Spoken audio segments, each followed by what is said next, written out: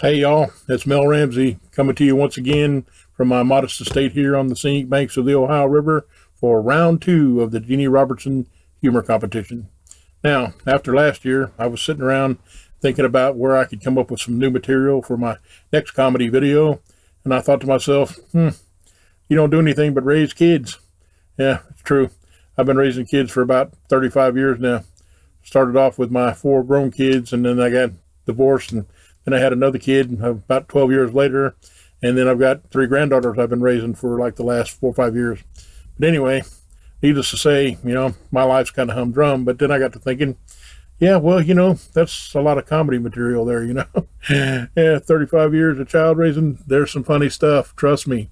So what I'm going to do is I don't have any punchline stories, but I'm going to share a few stories with you and see if I can get a belly laugh from you. If not, oh well, you've never been around kids in your life. So if you've ever had kids or know anybody with kids or been a kid yourself, you'll probably get a chuckle out of some of this stuff. But anyway, like I said, I was sitting around thinking, because I'm retired and that's all I got left to do. So one of my granddaughters comes in and she's got a little cut on her finger, and she, "Oh, Papa, I'm dying. I need a Band-Aid quick."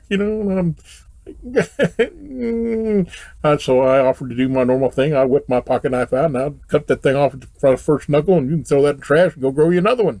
And that was met with a cursory eye roll and the exhale. Papa. So anyway, as she left with the Band-Aid in tow, I started thinking, man, kids are too pampered these days. You know what I'm talking about. Some of you are old enough to remember the old days. You know what I'm talking about? Exactly. Nowadays when parents let their kids outside, if they do happen for some reason to do that, they got them in their GPS tracked, laser guided stormtrooper armored suits so that, if something does happen, they won't get hurt. Yeah, our people, I remember my parents used to bum rush us out the door in the morning. We had 2 rules. Number 1, don't get in trouble. And number 2, be home at dark. City folks, you know what you're talking about, the street lights. And when you lived out in the country like I did, that meant when the fireflies are flashing, you better have your little hind end back at the house. You know what I'm talking about? Yeah. So anyway, I was sitting there thinking about that, and growing up back when I did, if something happened to you, there wasn't an emergency care right down on the corner for you to rush down there and get some treatment. Nowadays when, a kid gets hurt, the parents immobilize the child immediately and wait for emergency personnel so they can cart them off to the ER for a good CAT scan or MRI. Yeah, you know what triage was back in our days, right? Yeah, is there any skin holding that thing on? Yeah, okay, yeah, just wrap that up with your coat there and rub some dirt in it and walk it off. There's 2 reasons. If we went home and told our parents what we did to get in that situation, they would have beat us into a frazzle for being that stupid. And number 2, we knew what awaited us at home in the medicine cabinet for wound care. Yeah, you know what I'm talking about. That chemical equivalent of liquid lava called methylate. And if you live north of the Mason-Dixon, they called it mercurochrome. But you get the idea. An open torch on a blow torch on a wound. Yeah, you know what I'm talking about. And my kids whine, "Oh, Papa, that peroxide's going to burn." No, it's not. Trust me. You know what I'm talking about? Yeah, now, and heaven forbid, if you got to take a child anywhere these days, you know what I'm talking about. You got the 9-point racing restraint system with 35 buckles and 19 latches, and when you get done, there's 1 buckle flopping at the bottom that you have no idea where that thing went to. Yeah. Oh, and the airbag restraint system. Yeah, I love those things too, man. Airbags in the front, airbags from the back, airbags from the sides, airbag from the roof. Feel like a marshmallow man. Yeah, you know what I'm talking about. We were lucky if our seats in the car had 1 belt in them on the lap, and usually it wasn't long enough, or one of them was stuffed down behind the seat where you couldn't find the end of it. Yeah. But the one safety system installed in every vehicle from the beginning of time was the swing arm restraint system. It was attached to the brake pedal. You know what I'm talking about. Mom slams on the brake. Yeah. If you didn't get a broken nose or a clothesline out of it, it was a good day because you didn't face plant against the windshield. Which leads me into my first story. My oldest one, he's 35 now. He was about a year old. And I was watching him for the day because Mom was either napping or out getting her hair done or something like that. So we were out in the yard doing guy stuff. He was playing in his little fold-up contraption playpen there in the yard with the little mesh wire and the metal tubing. And I was installing a new stereo in my 65 Chevy pickup. Yeah.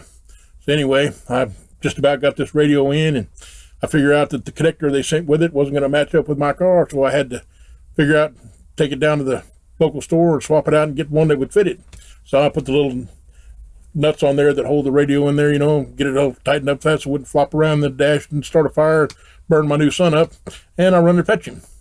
So I put him in his car seat. The nice little contraption back then they had, they called a car seat, looked like one of those little fold-out, you know, strollers that you see kids being packed around today with little wheels on it. Looks like somebody just cut the wheels off and tied the two little handles together and folded them down in front there with a pad on it, you know. Put that in your vehicle, and the way that the safety thing says, you're supposed to put the shoulder strap across it, holds the child in the seat firmly in place as you're going down the road. Doesn't work with the lap belt, especially when it's stuck down in between the seat. But anyway, I improvised. I put the belt back behind the seat and I cinched it down real tight. Put my new son in there, strapped him in, you know, with that thing that went all around, and then the little buckle down in between their legs, depending on what size pamper they wore, whether you could get it in that hole or not. Yeah, got him all buckled in. Here we went. Fired the truck up. We went down to the corner in the trailer park there. I'm putting in a stereo system in a pickup. What did you expect? A cul-de-sac? No, down at the trailer park, at the end of the road, stop sign. Hit the brakes, truck stops. Car seat doesn't. Folds like a cheap lawn chair. Smashes my brand new son into the dash, right where the knob was. Got a nice little gash in the forehead. Yeah, bled like a war wound out of one of the Rambo movies or something, you know. So anyway, I pull the seat back up, reach into the glove box for my triage kit, the Sonic napkins, and the conveniently located black electrical tape I was just using in the floorboard. Slap it on there, wrap a headband around it. We head back to the house. Needless to say, his mother was not amused when I told her, "Hey, you're off the hook. I just put the first new dent in our new kid." She wasn't happy. No. True story. To this day, that kid, all he listens to, wait for it, headbanging music. Not joking. Yeah. See, that was the oldest one. The youngest one didn't fare much better either. Yeah, one day he's 14 now. He was about 8. He was he was walking real fast through the house, tripped, fell, runs a splinter all the way up in the finger, right about there. Yeah. Well, normal dad thing, I whipped my pocket knife out and headed towards him, gonna whack her off there at the knuckle, and he wasn't having nothing to do with it. You know, I could tell the child was in pain because he wasn't a crier when he got hurt, and he was bawling pretty bad, so I felt kind of bad, but not really. So about 30 minutes later, I'm trying to dig around in there and get that splinter out of there, you know, like the redneck dad I am, and basically just proceeded to do nothing but traumatize his mother and make him feel about 1,000 times worse. So I conceded, and we headed to the ER for some help. Yeah, ER. Anybody ever been there? Yeah, that's a mind-numbing experience, isn't it? Mm-hmm. About 3 hours later, not joking, doctor walks in, good-looking man, balding, white lab coat, hand in one pocket, walks in, introduces himself, shakes my hand, says, "Hey, what are y'all here for tonight?" My son's like, you know, holding his finger out. I'm sure the guy didn't read the chart at all, you know, didn't know what was going on. He just had to ask the kid what was happening. But sticks his finger out, guy walks over, looks at it, and this is how I know God has a sense of humor. Pulls the hand a little closer to him, at the same time pulls his hand out of the lab coat, sticks his surgical scissors right behind the first knuckle, says, "You're going to feel a little pressure, but it won't last very long, okay?" That boy's face dropped. "I can't get away from you anywhere, Dad." Needless to say, my laughter brought nurses from 3 stalls over down to see what was going on. Funny stuff right there.